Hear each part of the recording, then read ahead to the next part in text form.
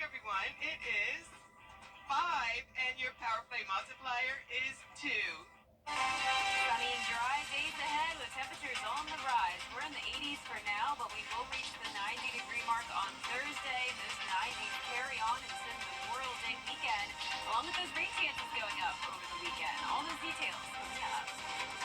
Right now on News Channel 6 at 11, big donations for Payne College, how the school plans to use those funds. Also ahead, election season is upon us, why Georgia is once again a battleground state. And local Democratic leaders getting set for people to go to the polls and urging everybody to vote. We'll tell you about their news conference as your news at 11 starts now. Live from Television Park, this is WJBF News Channel 6 at 11. Good evening, everybody. I'm Brad Means. Thanks for joining us as coverage you can count on begins with some big donations for Payne College. A special presentation held today on campus to talk about the good news. Bria Smith has the story. The Johnson family, Butch and Tracy Gallup, contributed an additional $50,000. The Alumni Association throughout the state, throughout the CSRA, donated $125,000, and myself and my late sister, Dr. Vera Thurman, contributed $25,000. Payne College associates I spoke with say those are just some of the people who believe in the future of the institution. To them, that means a lot. We're expecting a historic increase in the number of freshmen who will enter here in August. We're moving in the right direction. There are still challenges to be faced, but so much good is taking place, so much progress is being made, and today's 200+ thousand contribution is evidence of that. Payne College President Dr. Cheryl Jones tells me faculty, staff, and students will feel the impact of these donations. We will use it wisely, and again, just so much appreciate the support that was shown here this morning. We had a good attendance, a lot of alums were here, and that shows that people believe in Payne College, and we need to be around for another 142 years. Faculty and staff say they look forward to growth in the near future. It's exciting. It's very exciting to have the donations that were announced today. We are indeed honored and appreciative. Bria Smith tonight. You know, Payne College is the only HBCU in the CSRA. Faculty and staff say they are grateful for this support. It is time now for our first check of our weather, and for that, we want to check in with meteorologist Jenna Petracci. Well, Brad, it was a nice day, completely dry and partly cloudy, and over the next several days, we'll keep things dry with plenty of sunshine in the forecast. Tonight, it's mostly clear, looking good on our Terry Lambert Hyundai Skyview cam over in Emmanuel County. No rain today, high of 85, pretty close to our average high of 87. Our low was 57, so we were in the upper 50s to start the day, and we'll be right back to it tomorrow morning. But right now, still in those mid to upper 60s, 65 in Augusta, 66 in Thompson, Millen, you're at 68, 67 in Louisville, Aiken at 65, 68 at Edgefield, and 69 in Lincolnton. The winds are all very, very calm, under 3 miles per hour, coming in from the southeast, and we'll keep winds calm tonight with really not much going on across satellite and radar for the two-state. Just a little bit of cloud cover, a few sprinkles here and there, but other than that, dry all across the south, even into Texas. Not a drop of rain, so that means high pressure is in control, and we'll have some really nice weather over the next few days.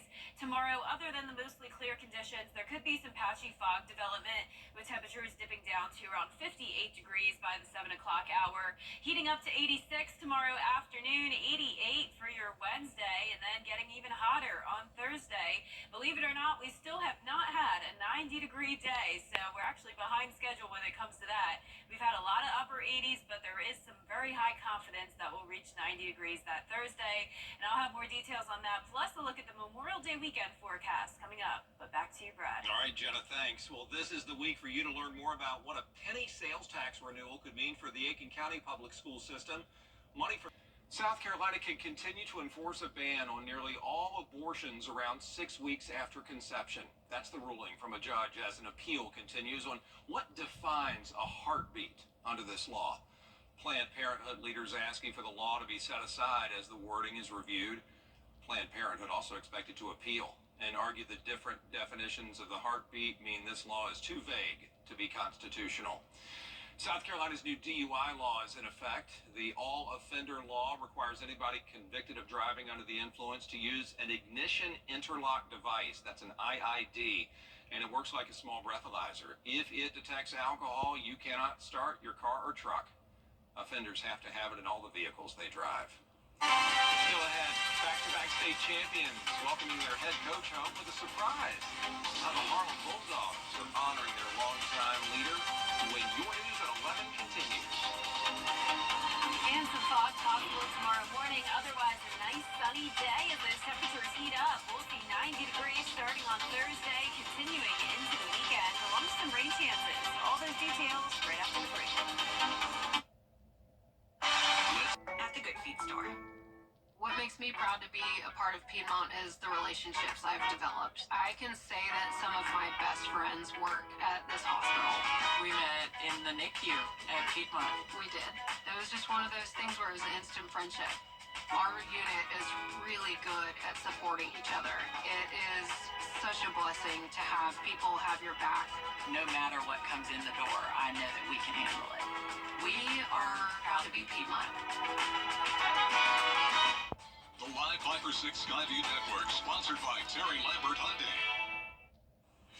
Now, your most accurate forecast with WJBF Live 5 for 6. Welcome back. I had an awesome Monday because I had sweet little 5-year-old Taylor come visit me today at WJBF. And not only is he a sweet little boy interested in the weather, but he is a big-time WJBF viewer. He actually loves watching the news despite how young he is.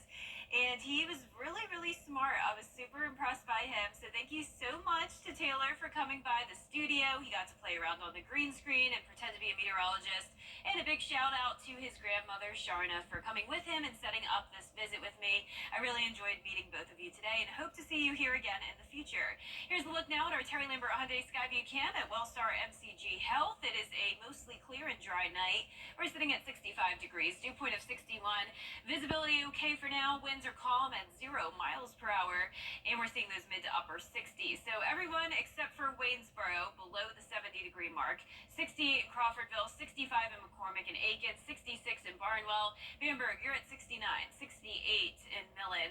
Not much going on across the two-state and really all of the southeast. Nice and dry. You can see on our water vapor loop, all this dry air has moved in, and that means high pressure is in control, and we'll have lots of sunshine over the next few days.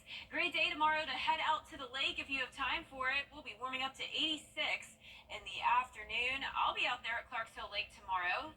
So join me on WJBF News Channel 6 at 5, 5:30, and 6. I'll be talking about some boat safety, heat safety, everything you need to know for the upcoming boating season as we get ready for summertime.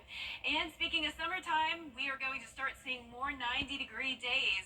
And in fact, we actually have not had one yet, at least at Augusta Busch Field. On average, it happens on April 27th, and last year it happened on May 9th. Now, the latest we've ever reached 90 degrees was on May 23rd of 2005, and it looks like we'll tie the record this year because I'm forecasting our first 90-degree day to come on this May 23rd, which is Thursday. So in the meantime, we'll be at 88 on Wednesday, 90 though on Thursday, and then those low 90s carry into the weekend with those rain chances eventually going up to 30%.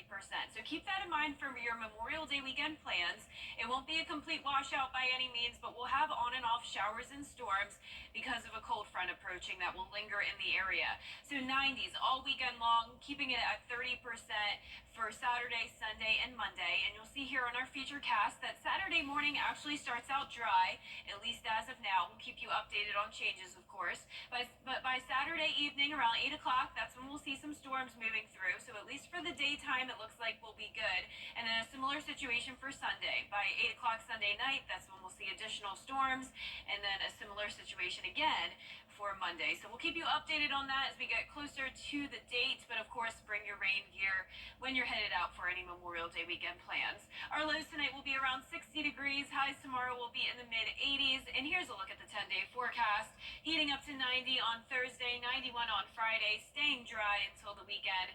30% chance of rain and storms Saturday through Memorial Day, and even into next week, starting out with those low 90s. Back to you, Brad. All right, Jenna, thanks. A big change coming to the Harlem High School baseball field after their state championship win for the second straight year. Coach Jimmy Lewis getting a big surprise on Saturday. They had a pep rally when the team got back to town, and the school announced that the baseball field may soon be changed to be called Jimmy Lewis Field. If you are a coach in good standing, when you retire, you can continue to coach. That's how he's been able to continue to coach as head coach. And so it's an awesome thing. He's met all the criteria, and there's no more deserving person. And the renaming won't be made official until the school board's vote on May 28th. Still ahead, President Biden and former President Donald Trump hitting the campaign trail over the weekend. Looking down, those campaigns are heating. Coming up, the Braves made some changes to their pitching staff, and the Edmund Burke Academy baseball team in Macon today looking for a state title in sports. Make energy. Weather headlines on News Channel 6, brought to you by Hickson Roofing. The News Channel 6 mobile app is now even better. Download it today. Now, WJBF sports coverage you can count on. After multiple postponements and even a venue change due to weather, the Edmund Burke Academy baseball team was finally able to take the field against Gatewood on Monday as they look to earn a state championship. Spartans fans made the 2-hour trip to Macon in huge numbers. Former Major Leaguer Jonathan Broxton, now the head coach at Edmund Burke. Bottom of the third, Spartans trail 4-0. Gatewood is about to add another run. Edmund Burke gets the out, but a run scores. Gators got 3 in the inning to take a 5-0 lead. Now the Spartans gave themselves plenty of opportunities, and they had base runners on in just about every inning. Here they load them up in the fourth, but again, Gatewood able to get out of a jam. Edmund Burke strands 3. Then in the seventh, again, the Spartans with 2 aboard, but unable to push one across, and for the second straight year, Gatewood are the GIAA Class 2A baseball champions, beating Edmund Burke in Game 3, 6-0. Don't hold your head. I mean, it's probably the hardest speech in baseball right there, to have that last one. And I had so many seniors. They had so much riding on this year.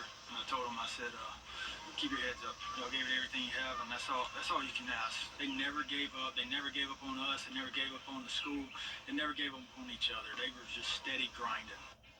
Edmund Burke finishes the season 19-7 and state runners-up in GIAA Class 2A. Sunday was huge for the Georgia softball team as they took on Liberty in the NCAA softball regionals, needing 2 wins. They got the first one 14-5, but in the second one, they struggled to put runs on the board. That is until the bottom of the 9th inning when Sydney Chamblay would walk it off to give Georgia the win 3-2. The Bulldogs advance to Super Regionals, where they will face number 6 UCLA in Los Angeles for a best-of-3 series. All that excitement starts on Thursday, and we'll have more on it later this week. The Atlanta Braves lost a tough game to the Padres 9-1 on Sunday, and on Monday they made some changes to the roster. Right-handed pitcher Darius Vines was recalled to Atlanta, and right-handed pitcher Bryce Elder was optioned to AAA Gwinnett. But changes to the pitching staff were not the only thing happening in Atlanta on Monday. The Braves faced the Padres for a doubleheader and got off to a great start, leading 1-0 in the bottom of the first with runners on the corners. Michael Harris Jr. will go the other way for a base hit that will extend the Braves' lead to 2. And then in the third, a pair of homers. First from Ozuna, he'll find the stands in center field to make it 3-0, and then Matt Olson would tack on one of his own with a homer to right field. Braves would finish the inning with a 5-0 lead and hold on to it until the 5th, but that's when the Padres started to rally back. With a 4-run 8th inning, San Diego would earn the narrow victory 6-5. So Atlanta had one more chance to avoid their 5th consecutive loss and the series sweep in Game 2 of the day. Bottom of the first with nobody on, Ronald Acuna Jr. traces the left field line all the way to the corner of the field, and Profar takes a second to get a hold of it, which makes Acuna want 3. He'll slide in right under the tag, a great triple to start the game. That's immediately followed by a base hit from Ozzie Albies, and it's 1-0 Braves. Then in the third, with runners on the corners, Travis d'Arnaud will send it to left field, which brings in Ozuna and extends Atlanta's lead to 2. And finally, in the 5th, Ozuna will go yard to make it 3-0, and that would be the final score. Braves avoid the sweep, and they'll now look ahead to Tuesday when they visit the Chicago Cubs for a 3-game series. That does it for sports. When Drew and I launched launched our furniture collection at Rooms to Go, we could only have dreamed of this type of response. Our sofas and sectionals sold faster than we ever imagined, so we're back in Mississippi at the factory to do something long overdue. Say thank you from all of us here at Rooms to Go. Thank you! You've welcomed us into your home in a big way, and we don't take it for granted. But this is just the beginning. This factory and everyone here are truly special. So come see everything we're working on. It's Drew and Jonathan for Rooms to Go.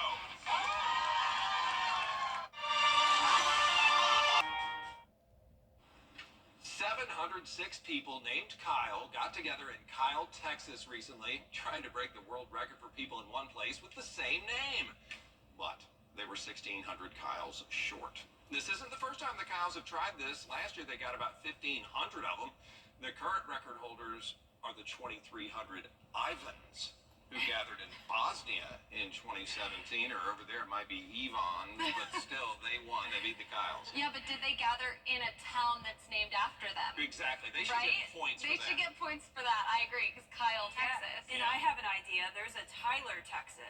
Yeah. That's not that far from Kyle, so let's send all the Tylers there. I love it. Let's do it. I love it. Our 10-day forecast showing the nice sunny and dry conditions this week. We are getting much warmer as well. 86 tomorrow, but 90 on Thursday. 90s into Memorial Day weekend with a 30% chance of rain. All right, thanks a lot, Jenna and Kira. We appreciate you watching. Kyle. Kyle. I'm going to Bradley, South Carolina, outside of Corman. Good night.